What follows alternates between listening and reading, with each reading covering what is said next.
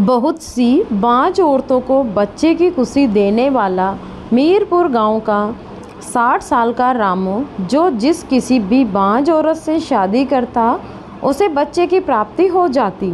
आखिर रामू ऐसा क्या करता है, यह जानकर आपकी भी रूह कांप जाएगी।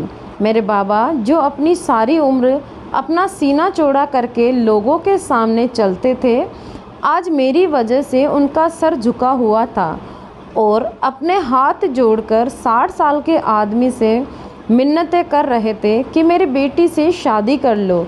वह 60 साल का आदमी और कोई नहीं बल्कि मेरे बाबा का दोस्त रामू था, जो किसी भी बाँझ औरत से शादी करता तो उसके बच्चे हो जाते थे। पूरे गांव में उसके चर्चे थे और यह कोई सुनी सुनाई बात नहीं थी, सब कुछ सच था। कैसे बाँझ औरतें रामू से शादी करके बच्चे पैदा करती थी। पहले जब इन औरतों को बाँझ होने के ताने मिलते थे, रामू से शादी करने के बाद वह बच्चे की मां बनकर समाज में इज्जत पाती थी। मैं और बाबा इस समय रामू के घर पर ही बैठे थे और मेरी शादी के लिए बाबा रामू को मना रहे थे। मुझे सुबह शाम बस बाँझ होने के ताने मिलते थे। मेरे बाबा से यह बात सही नहीं जा रही थी। लोगों के तानों से तंग आकर मेरे बाबा ने फैसला किया कि वह मेरी शादी रामू से करवा देंगे। इसीलिए वह उसके सामने हाथ जोड़कर कह रहे थे कि तुम मेरी बेटी से शादी कर लो। बाबा कह रहे थे कि तुमने तो कई औरतों से शादी करके उनके माथे से बाँझपन का दाग हटाए हैं। मेरी बेटी से भी शादी करके यह दाग उसके ऊपर से हटा दो। मैं तो वहाँ खामोश बैठी थी। मुझे तो कुछ समझ नहीं आ रहा था कि यह सब क्या हो रहा है। मैंने अपने बाबा के दोस्त को हमेशा अपने बाबा की तरह ही समझा था और मैं उनको चाचा कहा करती थी।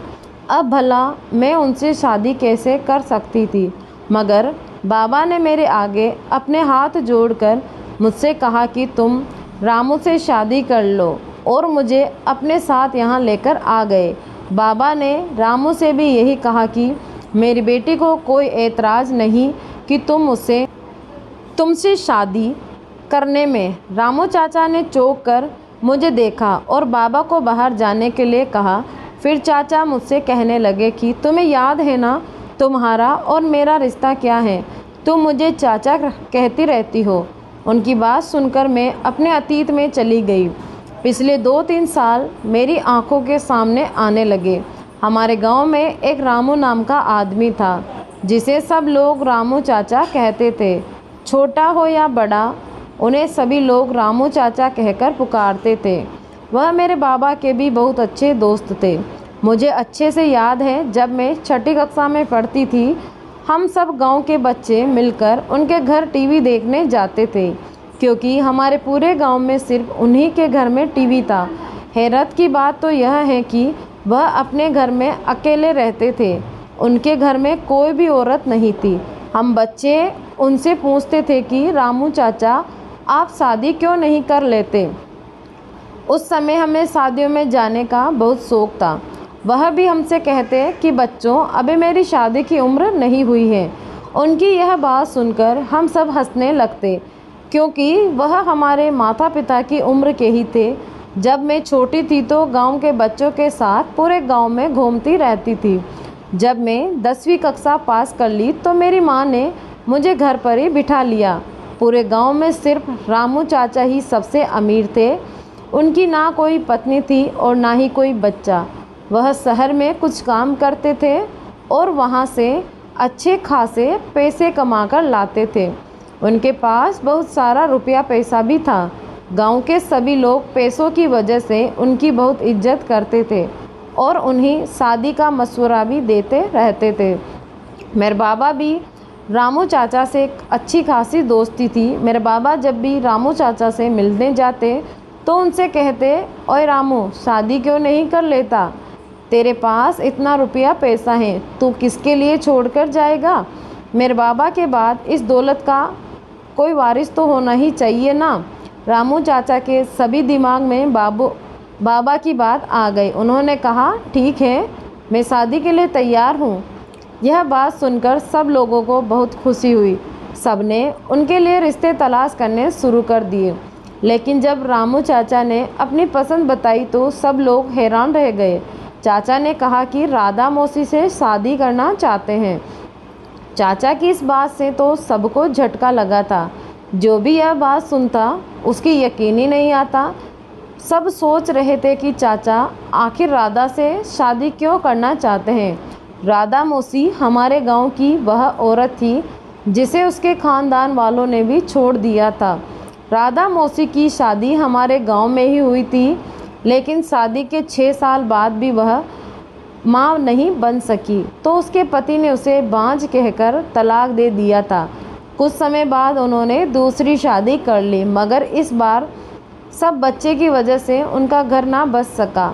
तो पूरे गांव को पता चल गया कि राधा मौसी एक बांझ औरत हैं और उसके बच्चे नहीं हो सकते। इस वजह से उनसे किसी ने शादी नहीं की थी। उनके परिवार वालों ने भी उन्हें छोड़ दिया था। वह लोगों के घरों में काम कर अपना गुजारा करती थी। वह औरत जिसको उसके खुद के परिवार ने छोड़ दिया हो और उसका रिश्ता आ जाए, वह भी इतने अमीर आदमी का, तो हैरत तो होगी ही ना। जब मेरी माँ ने यह बात सुनी तो कहने लगी, मुझे तो कुछ गड़बड़ लगती है जो रामू ने इसके लिए रिश्ता भेजा है। ज़रूर उसने ही रामू को अपने पीछे लगा रखा होगा। बाबा ने माँ को डांटते हुए कहा कि बिना वजह किसी पर इल्ज़ाम नहीं लगाते। वह तो बेचारी बहुत शरीफ औरत है, उसे तो पता भी नहीं था कि रामू ने उसके लिए रिश्ता भेजा है। जिस समय यह सारी बातें हो रही थी मुझे बहुत हैरानी हो रही थी, क्योंकि चाचा की उम्र 60 साल थी। अगर वह अपने वारिस के लिए शादी कर रहे थे तो वह किसी ऐसी औरत से शादी करते जो उन्हें बच्चे देती, ना कि एक बांझ औरत से जो उनको वारिस भी नहीं दे सकती। सब गांव वालों ने चाचा को बहुत समझाने की कोशिश की, लेकिन उन पर तो किसी की कोई भी बात का कोई असर नहीं हुआ। वह कहने वालों कि अगर राधा की शादी मुझे हो गई तो वह बांझ नहीं रहेगी। अब सबको चाचा की बात माननी पड़ी। मैंने अभी अपनी 10वीं के एग्ज़ाम दिए थे और मैं अपने घर में फ्री थी। बाबा ने कहा कि अपनी माँ के साथ मिलकर चाचा की शादी के इंतज़ाम देख लो। एक दिन मैं और माँ चाचा के घर उनकी शादी की तैयारी के लिए चले गए। मेरी माँ मुझे चाचा के घर काम पर लगाकर खुद गांव की औरतों से बातें करने में मग्न हो गई। मैं चाचा के कमरे की सफाई कर रही थी कि मैं उनके कमरे में एक शीशी रखी हुई देखी। मैंने वह शीशी उठाई और उसे पर लगे लेबल के नाम को पढ़ने लगी, लेकिन उसमें इंग्लिश में नाम लिखा था। मेरी इंग्लिश बहुत कमज़ोर थी, इसीलिए मुझे उसे पर लिखा हुआ नाम समझ में नहीं आया। मैं उसे शीशी को उलट पुलट कर देख रही थी कि इतने में चाचा कमरे में आ गए। मेरे हाथ से वह शीशी देखकर घबरा गए। मैंने चाचा से पूछा कि यह कौन सी दवाई है, यह दवाई किसकी है। उन्होंने मेरे हाथ से वह शीशी लेकर दोबारा उसकी जगह पर रख दी और मुझसे कहने लगे कि यह हर मर्ज की दवाई है, इसको खाने से शरीर में ताकत आती है। मेरी राधा मौसी को यह दवाई खिलाऊंगा। मैं हैरत से उसे शीशी को देखने लगी। चाचा ने मुझे मना कर दिया और कहने लगे कि आज के बाद मैं उसे हाथ ना लगाऊं। खैर चाचा की शादी हो गई। राधा मौसी उनकी दुल्हन बनकर उनके घर आ गई। सब चाचा की मजाक बनाते थे कि उन्होंने एक बांझ औरत से शादी की है, अब वह भी सारी उम्र बच्चों के लिए तरसते रहेंगे। लेकिन शादी के कुछ ही दिनों बाद राधा मौसी प्रेग्नेंट हो गई थी। किसी को भी इस बात पर यकीन ना था, लेकिन गांव की दाई ने बताया कि यह खबर सच है। मैं साइंस सब्जेक्ट पढ़ रही थी। जब मैं यह खबर सुनी तो मुझे भी बहुत हैरत हुई। मैं अपनी टीचर से पूछा, मैडम अगर एक बांझ औरत शादी कर ले तो क्या वह माँ बन सकती है? हमारी टीचर जी कहने लगी कि ऐसा नहीं हो सकता। यह सब तुमने किसने बताया? मैंने जब उन्हें रामू चाचा और राधी मौसी की कहानी बताई तो वह दंग रह गई। कहने लगी कि हो सकता है भगवान ने कोई करिश्मा दिखाया हो। भगवान जो तो चाहे जिसे वह औलाद दे सकता है और जिसे चाहे बच्चे दे और जिसे चाहे ना दे। टीचर जी की यह बात सुनकर उदास हो गई, क्योंकि उनकी भी कोई बच्चे नहीं थे। उनके पति ने भी उन्हें बांझ कहकर छोड़ दिया था। अगर मुझे पहले से पता होता कि रामू चाचा एक बांझ औरत से शादी करेंगे तो मैं उनकी शादी अपनी टीचर से ही करवा देती। एक दिन मैं चाचा के घर गई तो वह घर पर नहीं थे। फिर उनकी पत्नी थी घर पर। जब मैं किसी काम से चाचा के कमरे में गई तो मैंने देखा उसे दिन जो शीशी मेरे हाथ में आई थी आज वह वहाँ नहीं थी। मैं मासी से कहा, तुमने सारी गोलियाँ खा ली? वह हैरानी से कहने लगी, तुम क्या कह रही हो? मैं समझी नहीं। मैंने उनसे कहा कि यहाँ गोलियों वाली शीशी थी। मासी कुछ देर सोचने के बाद बोली, वह दवाई वाली शीशी? वह तो यहाँ नहीं है, लेकिन वह रामू की जेब में होती हैं। वह रोज़ उसमें से एक गोली खाता है। मासी की यह बात सुनकर मुझे बहुत हैरानी हुई, क्योंकि मैं सोच रही थी कि मासी वह गोलियाँ खाकर ही प्रेग्नेंट हुई है। बिना कुछ खाए मौसी कैसे प्रेग्नेंट हो सकती थी? यह तो सच है भगवान का करिश्मा था। मैं जितना हैरान होती उतना ही कम था। चाचा अपनी पत्नी का बहुत ख्याल रखते थे। हर महीने उन्हें चेकअप के लिए लेकर शहर जाते थे। चाचा अपनी पत्नी को डिलीवरी के लिए भी शहर के बड़े अस्पताल में लेकर गए थे। चाचा के पास पैसों की कोई कमी नहीं थी। अगले दिन खबर आई थी उनकी पत्नी ने एक बेटे को जन्म दिया है। वह दोनों अपने बेटे को लेकर गांव आए थे। सब लोग बहुत खुश थे। पूरे गांव में मिठाइयाँ बांटी जा रही थी, लेकिन 2 महीने बाद ही राधा मौसी की बहुत ज़्यादा हालत ख़राब हो गई और अचानक ही उनका देहांत हो गया। यह खबर सुनकर तो सबके सर पर आसमान टूट पड़ा था। राधा मौसी की मौत को कुछ दिन ही गुजरे थे कि गांव वाले चाचा से दूसरी शादी के लिए कहने लगे। सब लोग चाचा से कहने लगे कि पहले तो तुम अकेले थे, लेकिन अब तुम्हारे सर पर बच्चों की जिम्मेदारी है। इसकी परवरिश के लिए तुम्हें माँ की ज़रूरत है। तुम दूसरी शादी कर लो। लेकिन चाचा ने कहा कि मैं अब शादी नहीं करूँगा। अगर मैं अब शादी करूँगा तो किसी बांझ औरत से ही करूँगा। मुझे उम्मीद है कि मुझसे शादी करने के बाद उसकी गोद हरी हो जाएगी। जब मैंने चाचा की यह बात सुनी तो मेरे दिमाग में अपने टीचर का ख्याल आया। चाचा मेरी टीचर से उम्र में बहुत ज़्यादा बड़े थे, इसीलिए मैं सोच रही थी कि पता नहीं टीचर के घर वाले शादी के लिए मानेंगे या नहीं। लेकिन जब मेरी माँ ने उनके घर वालों से बात की तो वह फ़ौरन इस शादी के लिए मान गए। कुछ दिनों में ही मेरी टीचर की और चाचा की शादी हो गई। सब लोग बहुत खुश थे कि दोबारा से चाचा को पत्नी मिल गई और उनके बच्चे को माँ मिल गई। किसी को भी उम्मीद नहीं थी कि फिर से चाचा से शादी करने के बाद एक बार औरत बच्चा पैदा कर लेगी। फिर भी ऐसा ही हुआ। मेरी टीचर ने एक बहुत ही अच्छे लड़के को जन्म दिया, लेकिन वह बच्चा ना चाचा पर गया और ना ही मेरी टीचर पर। अब तो सारे गांव में इसी बात का चर्चा होने लगा था। लोग कहते थे कि ज़रूर चाचा के पास कोई राज है, या वह ऐसी चीज़ खाते हैं जिससे बांझ औरत भी प्रेग्नेंट हो जाती है। गांव वालों ने चाचा से यह राज जानने की बहुत कोशिश की, लेकिन वह किसी को भी कुछ नहीं बताते थे। मेरे बाबा तो उनके बहुत अच्छे दोस्त थे, लेकिन उन्होंने बाबा को भी कुछ नहीं बताया था। मैं खुद यह सब देखकर बहुत हैरान होती थी। मैंने अपने टीचर से भी बहुत बार इस बारे में पूछा था, लेकिन वह कहती हैं कि भगवान की कृपा है जो मुझे उसने औलाद दी। कुछ दिनों बाद मेरी टीचर ने रामू चाचा से तलाक ले लिया और उन्होंने एक दूसरी बांझ औरत की शादी उनसे करवा दी। उसके बाद वह अपने बेटे को लेकर गांव से चली गई। यह सब देखकर गांव वालों को बहुत हैरानी हो रही थी।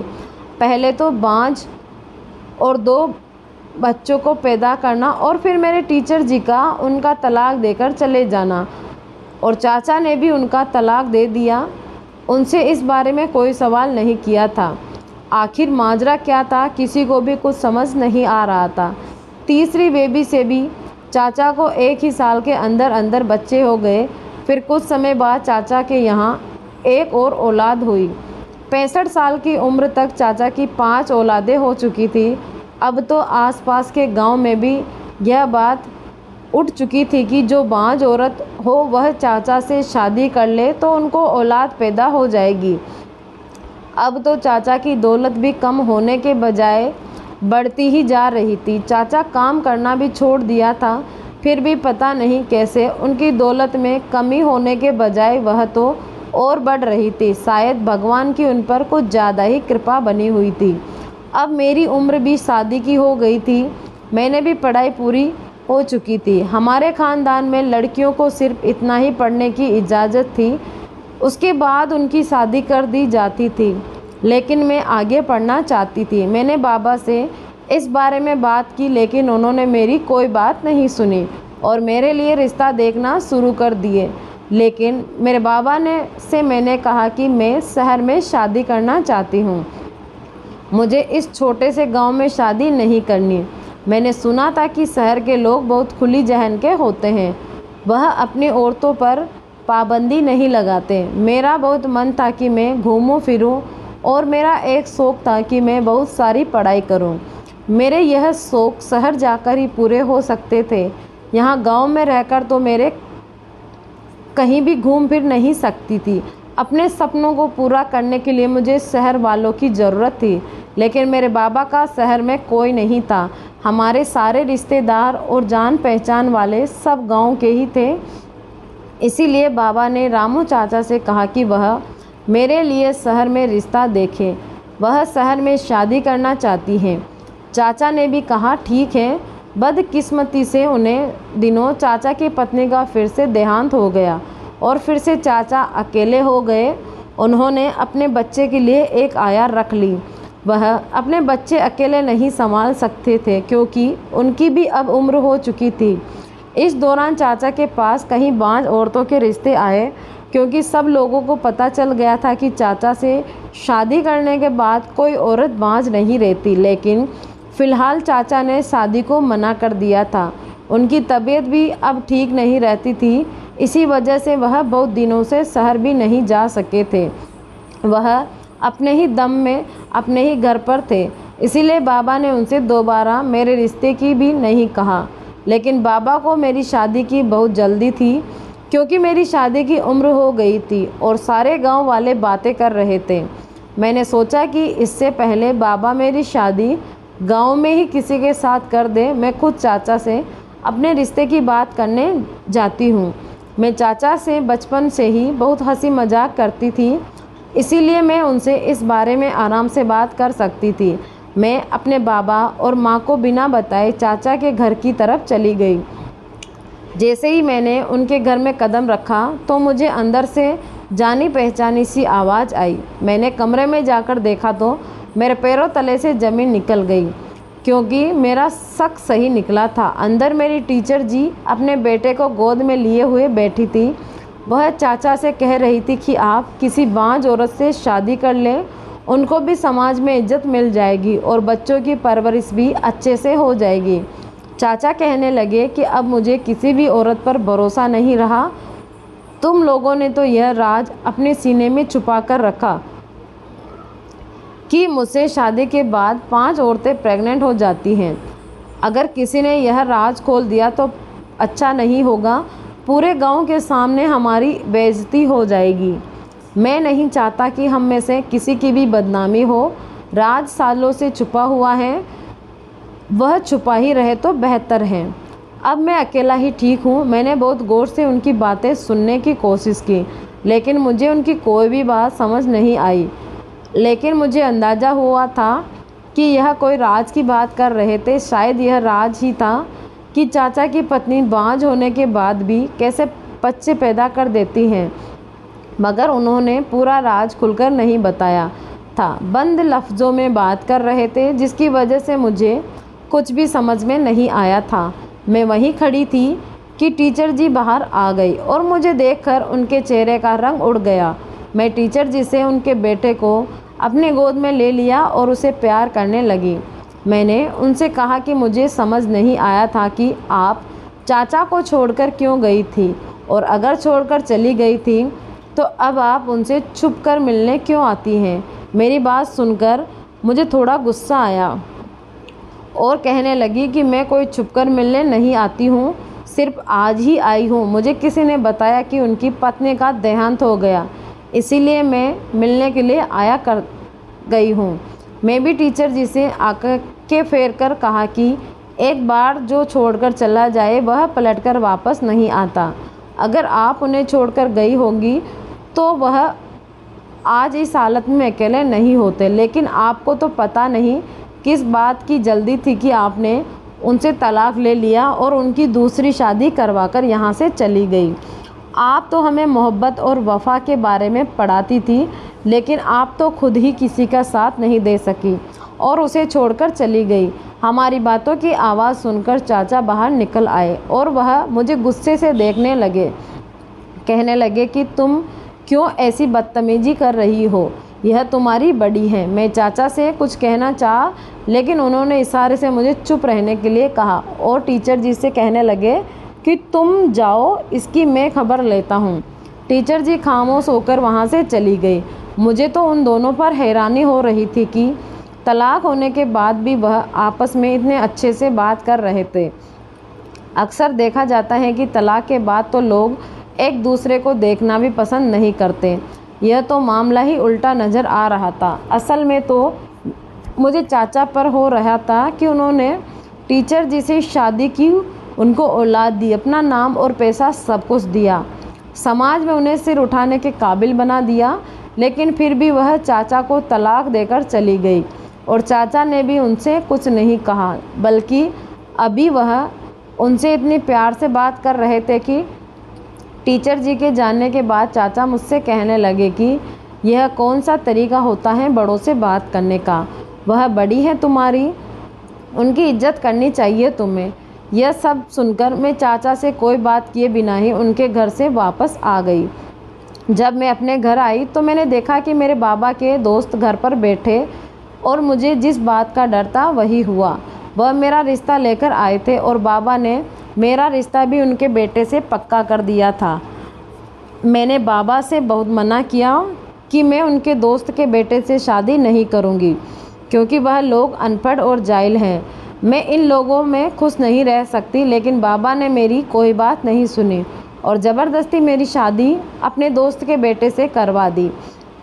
मुझे शुरू से ही उनके घर का माहौल पसंद नहीं था। वहाँ लोग बहुत अमीर थे, लेकिन तमीज़ नाम की उनके घर में कोई चीज़ नहीं थी। मेरे पास कोई चारा नहीं था। मजबूरी में अपने बाबा की इज्जत की खातिर मुझे शादी करनी पड़ी। मेरी शादी को 3 साल हो गए थे। पिछले 2 साल मैंने जैसे भी गुजारे थे बस मैं ही जानती थी। मैं अपने ससुराल में बहुत मुश्किल से झेल रही थी।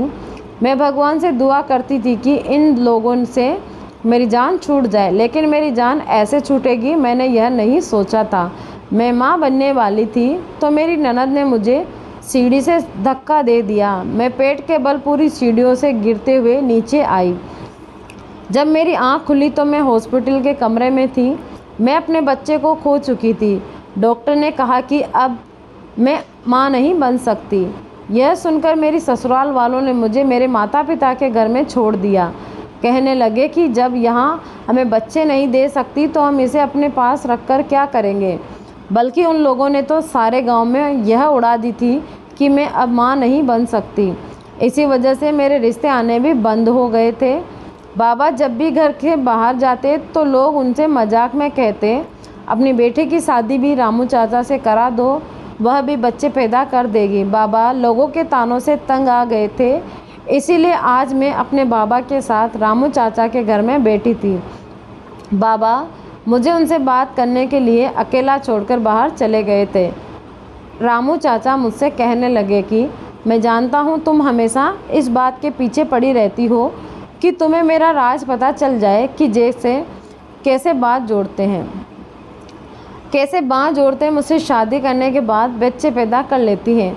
तुम क्या पूरा गांव ही मुझसे इस बारे में सवाल करता रहता है, लेकिन मैंने कभी भी किसी को कुछ नहीं बताया। लेकिन आज मैं तुम्हें अपना यह राज बता रहा हूँ।